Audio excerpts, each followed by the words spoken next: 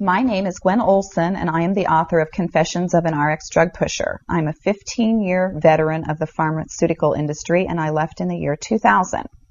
And what I would like to do today is I would like to dispel the myth that the pharmaceutical industry is in the business of health and healing.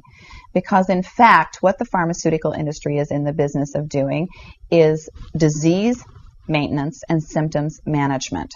They are not in the business to cure cancer, to cure Alzheimer's, to cure heart disease, because if they were, they would be in the business of putting themselves out of business, and that in fact doesn't make sense. I don't want people thinking that I am a conspiracy theorist, because in fact there is no theory behind what I'm telling you. It's all provable. And what I'm saying is provable is that the pharmaceutical industry doesn't want to cure people. You need to understand, specifically when we're talking about psychiatric drugs in particular, that these are drugs that encourage people to remain customers of the pharmaceutical industry. In fact, you will be told if you're given a drug such as an anxiolytic or an antidepressant or an antipsychotic drug that you may be on the drug for the rest of your life. And very frequently people find that they are on the drugs for a very long period of time, if not permanently, because they're almost impossible to get off of. Some of them can have very serious withdrawal symptoms, and most of them can have extremely serious withdrawal symptoms if they're stopped cold turkey, but some people even experience withdrawal symptoms when they try to titrate or they try to eliminate the drug little by little, day after day. So it's really important to understand the motivation behind all of the current maintenance drugs that are on the market, even, for example, drugs such as cholesterol-lowering drugs. And what we are in fact finding now is that cholesterol drugs are lowering cholesterol excessively and causing other disease states as a consequence. So you need to be careful about trying to take drugs in order to remain healthy, because you're never going to have anyone come to you and tell you that the drugs are always tried against a placebo in clinical trials. What a placebo is a sugar pill.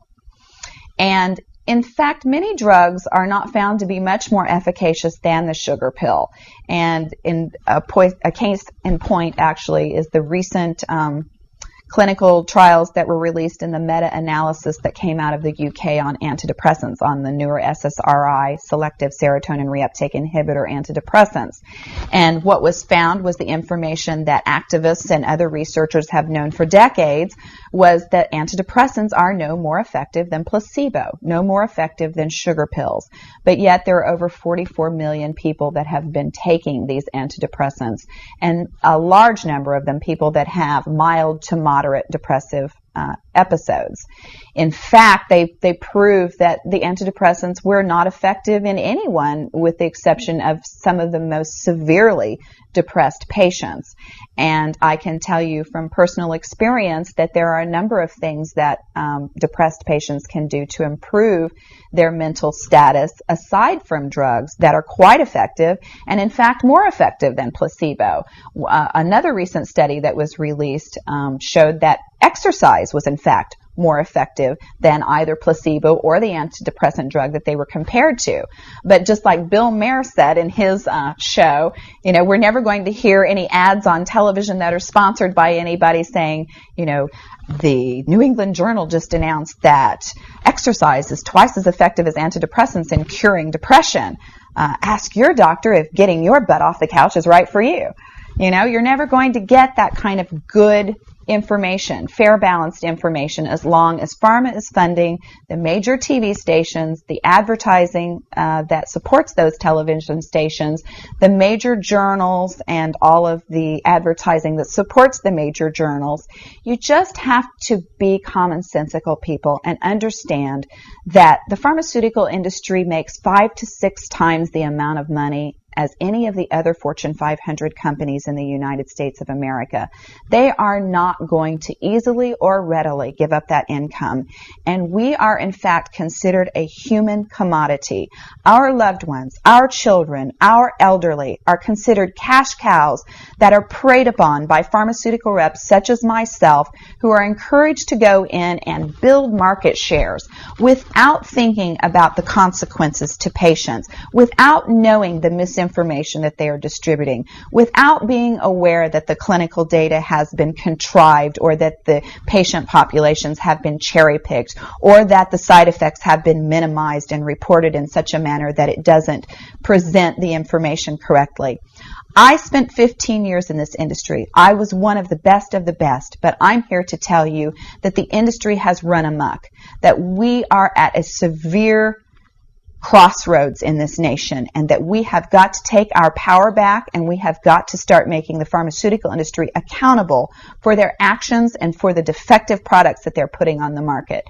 It won't be long before every American is affected by this disaster, and we need to be aware of what the differences are between diseases, between disorders, and between syndromes. Because if it doesn't have to be scientifically proven, if there are no tests, if there are no blood tests, CAT scans, urine tests, MRIs, if there is nothing to document that you have a disease, then you in fact do not have a disease, you have a disorder, and it has been given and has been diagnosed pretentiously, and you need to get yourself educated and understand that there are options, and those options are much more effective than drugs. You need to look into the nutritional aspects of your diet and your lifestyle aspects. Are you exercising? Are you taking care of yourself in the ways that you need to be proactive about your health? Because once you start down the road of taking one prescription drug on top of the other, you will be a lifelong customer for the pharmaceutical industry, and your choices will be truncated.